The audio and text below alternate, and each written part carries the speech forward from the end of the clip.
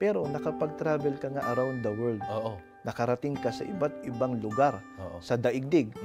Pero hindi ka naman pala nakarating sa bayang banal. Lahat pala ng yun, wala rin. Ano pong magiging uri ng pamumuhay doon? Pakinggan po ninyo, mga kaibigan, ng pahayag po sa atin ng Biblia. Dito po sa Apokalipsis, sa 21:1-4.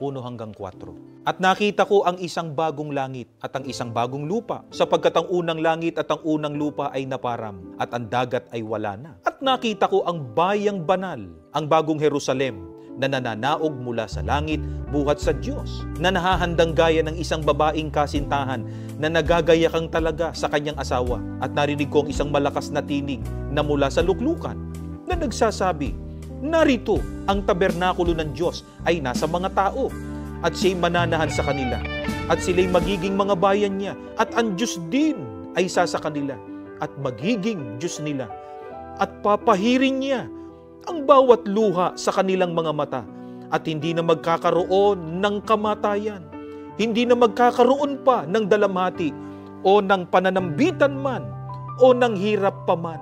Ang mga bagay ng una ay naparam na.